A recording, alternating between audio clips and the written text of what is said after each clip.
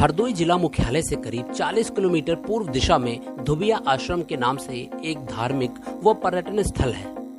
तपोवन सिद्ध आश्रम के नाम से मशहूर इस स्थल पर दूर दराज से हर दिन भक्त दर्शन के लिए आते हैं। यहाँ सबसे पहले आपको सिद्ध बाबा के दर्शन होंगे, फिर यहाँ अलग अलग देवी देवताओं के कई छोटे छोटे मंदिर हैं। आश्रम परिसर में ही एक शिवलिंग है जिसमें से 2400 घंटे स्वतः ही जलधारा निकलती रहती है। पास ही में गीता भवन है जिसमें अर्जुन को गीता का उपदेश देते भगवान श्री कृष्ण की भव्य प्रतिमा है। यहाँ बने गोलोक धाम की ओर आप बरबसी खींचे चले जाएंगे। यहाँ क्षीर सागर में भगवान श्री कृष्ण शेषनाग पर विराजमान हैं और माता लक्ष्मी उनकी सेवा कर रही हैं। संतों की समाधि भी यहीं पर बनी है। नेपाली बाबा का समाधि स्थल भी यहीं पर है जिसमें उनकी विशाल प्रतिमा है। इस मंदिर में उनकी प्रतिमा में वो भव्य रूप से बैठे हुए हैं।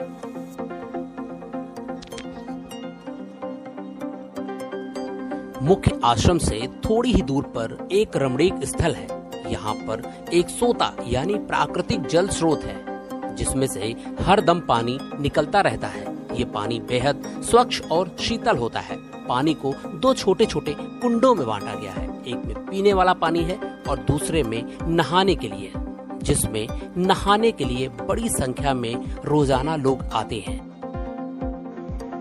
आश्रम में एक गौशाला भी है जिसमें 8 से 10 गायें रहती हैं। आश्रम की तरफ से इनके खाने पीने का पूरा इंतजाम किया जाता है। हमारा नाम स्वामी नारायणानंद जी है और मैं यहाँ का महंत भी हूँ, संरक्षक भी हूँ और चैरिटेबल ट्रस्ट जो अपना है पंजीकरण सन 1990 से, उसका अध्यक्ष पद भी हमारे पास है। इसमें हमको यहाँ करीब 40 साल हो गए। आश्रम को बोलते हैं धुबिया आश्रम जी। तो सबसे पहले जिज्ञासा जागृत होती है कि धुबिया आश्रम क्यों, इसका नाम ऐसा क्यों पड़ा? ये अपना धौम ऋषि की तपस्थली है ये, और धौम ऋषि से धौम बदलाव होते होते ये धोबिया में परिवर्तित हो गया है। अच्छा, वो धौम्य आश्रम था? जी, धौम्य आश्रम था। धौम्य से धोबिया हो गया। अभी तो यहाँ इस समय दिल्ली, हरियाणा, पंजाब, लखनऊ, कानपुर और अपने क्षेत्रीय 150, 200, 400 किलोमीटर हरदोई, सीतापुर, शाहजहांपुर, लखीमपुर, हर जगह से पर्यटक यहाँ से आता है हर दिन। अगहन शुक्ल पक्ष पंचमी से द्वादशी बहुत बड़ी यज्ञ होती है, विष्णु महायज्ञ गीता जयंती के उपलक्ष्य में, जिसमें भागवत का प्रोग्राम, श्रीमद् भागवत कथा का प्रोग्राम सप्ताह होता है। संतों के द्वारा प्रवचन होते हैं, यज्ञशाला में यज्ञ होती है, रासलीला मंच पे रासलीला होती है और बहुत बड़ा मेला लगता है जो अपने नैमिष के बाद दूसरा नंबर है यहाँ। और जन्माष्टमी के 8 दिन बाद दधी निकालते हैं। ऐसे कई एक प्रोग्राम होते हैं। आगे गुरु पूर्णिमा आ रही है, गुरु पूर्णिमा का प्रोग्राम बहुत बड़ा होता है आषाढ़ी के दिन। कई एक प्रोग्राम होते हैं यहाँ, साल में 12-13 प्रोग्राम हो जाते हैं। नमस्कार, मैं हूँ हरिओम द्विवेदी। आज हम भ्रमण करते हैं, यात्रा करते हैं, जो हम आपके मंदिरों की सीरीज चला रहे हैं, आश्रमों के बारे में यूपी के बता रहे हैं। आज हम एक ऐसे स्थान पर पहुंचे जो प्राकृतिक दृष्टि से बहुत ही महत्वपूर्ण है, बेहद ही। आप यहाँ आएंगे यकीनन तो आपको शायद अभी जानकारी ज़्यादा न हो, लेकिन आप जब यहाँ आएंगे तो आपका यहाँ आने का बार बार मन करेगा, लेकिन बशर्ते आने का तरीका यहाँ बदलेगा, क्योंकि आप कभी नहीं चाहेंगे कि वाया रोड आए यहाँ पर, क्योंकि रोड बहुत गड़बड़ है। लेकिन अगर आप इस आश्रम में एक बार आ गए तो आपका यहीं रुकने का मन करेगा, ठहरने का मन करेगा। यहाँ आश्रम में बहुत सारी व्यवस्थाएं, बहुत सारी घूमने के स्थान है। क्या कुछ है, हम इस बारे में बाबा जी से बात कर रहे हैं। जैसे हमको बताया धुबिया आश्रम में धौम्य ऋषि के नाम जी। इस जो पर्यटन स्थल है, जो धार्मिक स्थल है, जो सिद्धपीठ है, यहाँ के और क्या खासियत है? यहाँ एक तो बाणगंगा अपने यहाँ निकली हुई है, जो द्वापर में पांडवों के वनवास और अज्ञातवास काल में इन्होंने अज्ञातवास काल जो है कुछ यहाँ व्यतीत किया है, जिसमें पानी का अभाव होने के कारण उन्होंने बाण का प्रयोग करके बाणगंगा का प्रादुर्भाव किया, जो आज भी बराबर स्रोत के रूप में चल रहा पानी। आप ये कह रहे जो यहाँ सोता, यहाँ एक स्रोत है रेगुलर, वो चलता रहता है, बराबर चलते रहते हैं। कई एक स्रोत है। अच्छा, कई स्रोत जी, कई स्रोत है। तो ये आप कह रहे हो कि महाभारत काल से जुड़ा हुआ है? जी, महाभारत काल से जुड़ा हुआ है। अज्ञातवास काल में पांडवों ने यहाँ कुछ समय व्यतीत किया है।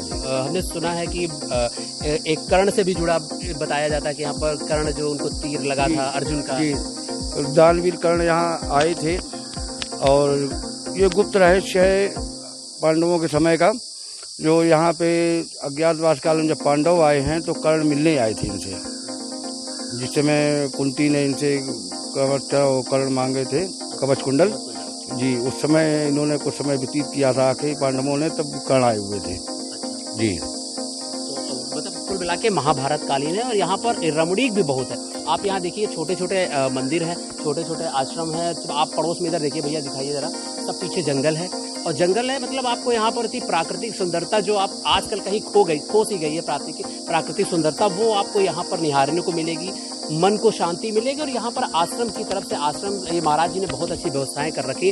अगर आप यहाँ आएंगे तो आपको खाए पिए बिना यहाँ से जाने नहीं देंगे। आपके रुकने ठहरने का जब क्या है व्यवस्था यहाँ पर? रुकने के लिए यहाँ बिल्डिंग अपने डीएम पुलकित खरे साहब ने बनवाई है। अच्छा। और सन 1992 में राजन शुक्ला सीडीओ साहब थे, उन्होंने भी एक हाल बनवा दिया है।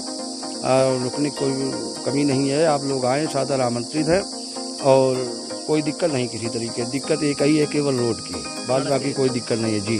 सड़क के लिए अपने बाबा लोग आते तो बहुत हो गए, सबकी जी बहुत आते हैं, हर जगह से, हरियाणा पंजाब से आदमी आते हैं यहाँ पर्यटक। सबकी शिकायतें यही एक है कि रोड नहीं, महाराज रोड बनवाइए पहले। तो कुल मिला के राज्य में बीजेपी की सरकार है, यहाँ के विधायक भी बीजेपी के हैं और सांसद भी बीजेपी के हैं। और मंदिरों पे उनका ज़्यादा फोकस है, खासकर योगी बाबा का अगर बात करें तो उनका मंदिरों पे फोकस है। लेकिन यहाँ पर जो कुछ तो व्यवस्थाएं हैं, लेकिन सबसे दिक्कत जो है वो रोड वाली है और उसके आवागमन की जी। रोड और लाइट दोनों की दिक्कत है यहाँ। रोड और लाइट की दिक्कत जी। लाइट यहाँ नहीं आ रही, लाइट नहीं आ रही है। तो यहाँ पर लाइट की दिक्कत है, बिना लाइट दिक्कत। ये तो कहो ये प्रकृति की गोद में है ये स्थान। एक बार निश्चित तौर पर हम आप सभी से अपील करेंगे कि एक बार अगर आप घूमने का शौक रखते हैं तो एक बार यहाँ पर जरूर आएं। भले रास्ता भी गड़बड़ है तो उम्मीद है कि इस पर ध्यान दिया जाएगा, कुछ दिन में रोड सही होगी। लेकिन एक बार यहाँ पर जरूर आएं और निश्चित तौर पर आपका आप जो एकांत में थोड़ा समय व्यतीत करना चाहते हैं, थोड़ा मन को अपना टाइम देना चाहते हैं, थोड़ा उसको वक्त देना चाहते हैं, तो वो यहीं पर पूरा हो सकता है। और आप आइए यहाँ पर, पूजा करिए, पूजा भजन करिए और एकांतवास यहाँ पर आप जो है व्यतीत कर सकते हैं जी। सुबह 8 बजे आरती होती, 7:30 बजे अच्छा। विष्णु भगवान के मंदिर में, गीता भवन में। अच्छा। सभी मंदिरों में होती है, लेकिन गीता भवन मेन मंदिर है। अच्छा। वहाँ सुबह शाम को भी 7 बजे और सुबह 7, सवा 7, 7:30 बजे तक आरती, दोनों टाइम। मूर्ति पूजन, श्रृंगार पूजन वगैरह, भोग लगता है दोपहर में। सबको प्रसाद जी, सबको प्रसाद वितरण होता है, भोजन का भी और जो मंदिर का प्रसाद है वो भी। हमारे साथ कुछ लोग हैं जो यहाँ पर खड़े हैं, जैसे मैं बात कर रहा। दादी इधर आइए एक मिनट, आप इधर आओ। क्या नाम है आपका? विद्यावती। कहाँ से आ रही हो आप? श्रीजीपुर से। अच्छा, तो इधर आप जो है कब से आती हो यहाँ आश्रम में? हम 3 बार तब आए हैं। बस 3 बार आई हो? 3 बार। कितनी दूर है? भैया दूर। अच्छा। सब कुछ आवागमन साधन नहीं है।